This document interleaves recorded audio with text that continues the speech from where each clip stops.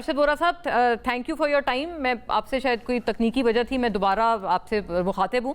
ये मेरा अर्ज है कि ये MQM की तरफ से जो अभी ये अल्टीमेटम आया है कि हमारे गवर्नर कामरान टिसोरी को रिस्टोर करना पड़ेगा, री इंस्टेट करना पड़ेगा, और कुछ जो PMLN से आपने मुतालबे किए हैं, फिर उसमें 140A भी शामिल है, ये कितने संजीदा मुतालबे हैं? और अगर ये पूरे ना हो तो क्या उस सूरत आपका क्या क्या कोई प्लान हो सकता है? क्या हुकूमत के लिए कोई खतरा हो सकता है?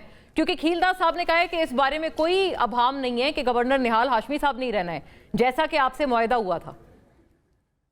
बिस्मिल्लाहिर्रहमानिर्रहीम। देखिए, सबसे पहले तो आपके सामने है कि मुत्तहिदा कौमी मूवमेंट का जो गवर्नर था कामरान टिसोरी साहब, उनका और ये इनका एक वेरी शॉर्ट पीरियड है। कोई मवाजना अगर करना चाहे तो कर ले किसी तरीके से भी। जो उनकी परफॉर्मेंसेस थी, जिस तरीके से वो एक्टिव थे, मेरा नहीं ख्याल कि हिस्टोरिकली पाकिस्तान में किसी भी सूबे के गवर्नर ने इस तरीके से परफॉर्म किया हो, जो कि उनकी जिम्मेदारियों में शामिल नहीं थे। उन्होंने वो काम ऑफिशियल तरीके से इस तरह किए कि उसको सॉर्ट ऑफ खिदमत खल्क समझ के उन्होंने किया, चाहे वो एजुकेशन का सेक्टर हो, चाहे वो जो है हेल्थ का सेक्टर हो।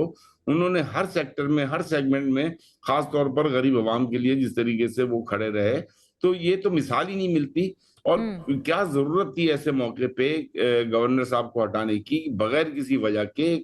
परफॉर्मेंस अच्छी जा रही है, और खुद प्राइम मिनिस्टर साहब का ये कहना था कि गवर्नर साहब की परफॉर्मेंस बहुत अच्छी थी, हमारे पॉलिटिकल रीजन थे। And what are the political reasons? The political reasons are only Pakistan Peoples Party, कि उनको जो है यहाँ पर बिल्कुल ऐसा काउंटर अटैक मिल रहा था जिस तरीके से कि एक पैरेलल गवर्नमेंट चल रही है और वो लोगों की खिदमत कर रहे थे, इस शहर के लोगों की खिदमत कर रहे थे, इस सूबे के लोगों की खिदमत कर रहे थे। और ये जो परफॉर्मेंस है निहाल हाशमी साहब की, विद ऑल ड्यू रिस्पेक्ट, कोई उनकी परफॉर्मेंस है नहीं। एक वो सेरेमोनियल पोजीशन पे आकर बैठ गए हैं। ठीक है, ये सेरेमोनियल पोजीशन, अच्छा, खीलदास साहब इनकारी है, लेकिन दर्द होता है शहर का, वो फिर काम करता भी है। और मैंने आपको अभी बताया कि ये प्राइम मिनिस्टर साहब के खुद के। लेकिन वोरा साहब, मैं अर्ज करूं, वो बार बार PMLN के जितने वुज़रा हैं, इंक्लूडिंग खीलदास साहब, हमारे प्रोग्राम पे ये फरमा चुके हैं कि आपके साथ मुआहदा यही था कि आपके गवर्नर जो हैं वो नहीं होंगे, PMLN के गवर्नर सिंध में होंगे। तो वो तो कहते हैं हमने तो पहले ही ग्रेस टाइम दे दिया था टिसोरी साहब को। इनसे कह दे, इनसे ये जितने भी लोग हैं, जितने भी इनके मिनिस्टर्स ये बात करते हैं, इनसे कहें there was no such a written agreement. कोई ऐसा रिटन एग्रीमेंट नहीं था। ठीक है, कामरान खान टिसोरी वाज दी, और ये देखें माजी में भी इसी तरह हुआ है कि जब रूरल का वजीर आला इस सूबे पे हुकूमत कर रहा होता है, तो फिर अर्बन से जो है वो MQM का गवर्नर रहा है माजी में। इस तरह की मिसालें मौजूद हैं। और MQM जो है, देखिए MQM अच्छी खासी नंबर ऑफ सीट्स लेके बैठी है, और मैं ये समझता हूँ कि सबसे सिंसियर इत्तेहादी अगर PMLN के साथ कोई है, MQM ने कभी ब्लैकमेलिंग नहीं की। MQM की जो डिमांड्स हैं वो, चले आपका इशारा जिस तरफ है वो खीलदास साहब समझ गए कि सिंसियर इत्तेहादी है। भाई खीलदास साहब, इनको वैल्यू करें। मैं नाज़रीन अनफॉर्चुनेट मैं मेरी सुनिएगा, बिल्कुल आपने बलोचिस्तान वाली मिसाल पे आपने कहा कि ये ना कहा जाए, बिल्कुल वेरी फेयर। देखें, पूरे मुल्क में हम कहीं पर भी हमारी कोशिश यही होनी चाहिए हत्तुल इम्कान के अमन अमान रहे, सब कुछ खुश असलूबी से हो। मेरा आपसे अर्ज ये, आपने कहा जहां ये हारते हैं, ये हारे तो है नहीं ना, अभी तो मुहिम चल रही है, इलेक्शन कैंपेन है। तो आपसे ये बेसिकली सवाल है कि आप इनको इलेक्शन कैंपेन का क्यों फेयर चांस नहीं दे रहे? आप तो लेवल प्लेइंग फील्ड के बहुत बड़े, मतलब आपकी पार्टी जो है वो इसकी बहुत बड़ी एक प्रोपोनेंट हुआ करती थी कि सबके लिए यकसां लेवल प्लेइंग फील्ड होनी चाहिए, तो इनके लिए क्यों नहीं? ये सवाल है। देखें, जो जिस तरह इन्होंने कहा कि जो इनका रहनुमा है वो इस वक्त रूपोश है, जो क्रिमिनल एक्टिविटी में होगा, जो कानून हाथ में लेगा, खालिद खुर्शीद साहब, अगर कोई भी और है तो उसको कैसे ले, वो आए सरेंडर करे, पेश हो जाएं, फिर इलेक्शन भी लड़ सकते हैं। पहले भी इनके इसी तरह के अराकीन है जो है, तो ये उन लोगों को कैसे, वो खुद क्यों नहीं आते, सरेंडर क्यों किया हुआ है, छुपे क्यों हुए हो, भगोड़े क्यों बने हैं, बैठ के इलेक्शन लड़े। अगर कोई इन पे चार्जेस है उसका सामना करे कानूनी तौर पर, ना के छुप के इल्जाम लगाए। बात ये कि अवाम जो है वो कारकर्दगी पे वोट। किलदास साहब, जो लोग जा रहे हैं, जुनैद अकबर साहब है, स्पीकर साहब हैं, बाकी जो लोगों ने कोशिश की उनको नहीं जाने दिया जा रहा है। अपने ही मुल्क में NOC का बहाना बनाया जा रहा है कि आप सिंध में जाए तो PTI का बंदा हो तो NOC लेना पड़ेगा, और नून लीग का हो, पीपल पार्टी का हो, किसी और जमात का हो तो वो जा सकता है, कोई उसको खुली इजाज़त होगी। आपके फेडरल मिनिस्टर्स वहाँ पे बैठे हैं, तरक्याती प्रोजेक्ट का ऐलान कर रहे हैं, रोज़ मीटिंग कर रहे हैं, कैंडिडेट्स के साथ मिल रहे हैं, लोगों को बुला रहे हैं। कैप्टन सफदर साहब बैठे, जवाब दे दें। हाँ, कई सारे सवाल हमारा गिला यही है, ये इसके जवाब फरमा दें। देखें, अगर आपके रहनुमाओं से कोई ज्यादती हो रही है, उसके लिए मैं आपको मशवरा दूंगा कि आप अदालतों का दरवाजा खड़खड़ाएं और बताएं कि हमें ये रोका जा रहा है।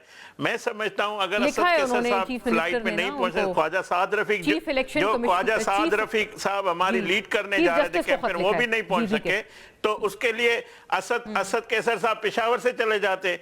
अगर सिर्फ खबरों में ही रहना है, अगर सिर्फ इल्जाम ही लगाना, फिर तो ये ठीक है। बाकी किसी को भी ये नहीं है कि आपका अगर वोट होगा अवाम आपके हक में देगी।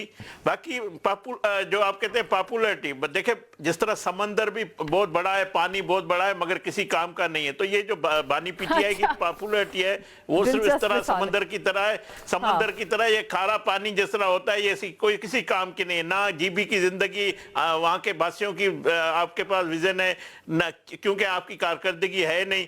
तो ये कारकर्दगी पे पाकिस्तान जीबी की अवाम वोट देगी, जिस तरह पंजाब में हमारी कारकर्दगी है, वफाक लेकिन में। आपको तो खिलदा साहब आपके मिनिस्टर्स को जाके तो वहां नहीं करना चाहिए था ना। खिलदा साहब एक तो मिनिस्टर अमीर मुकाम साहब जीबी इनके जो वजीर था, जो उस वक्त साबिक वजीर आला गंडापुर साहब, उस वक्त आप निकाले फुटेज, वो कहाँ पे मौजूद था। उन्होंने बाकायदे पैसे चलाए, उन्होंने डंडा चलाया, हमने कोई ऐसी का मुझे भी याद है बिलावल और मरियम भी मौजूद थे ना, वो भी मौजूद थे। इंतजामी तौर पर अगर अमीर मुकाम साहब गए हैं, अमीर मुकाम साहब गए हैं, तो या कोई और कोई गया है, और हो सकता है कोई सैर तफरी के लिए गया है, कोई इंतजामी जिम्मेदारी पूरी करने के लिए गए, मगर मैंडेट हम चोरी नहीं करेंगे। अमीर मुकाम अगर उस वक्त थे तो हमारे अली अमीन गंडापुर साहब थे, तो बिलावल साहब और मरियम बीबी भी उधर बैठे थे और खुले वो अपना कैंपेन चला रहे थे।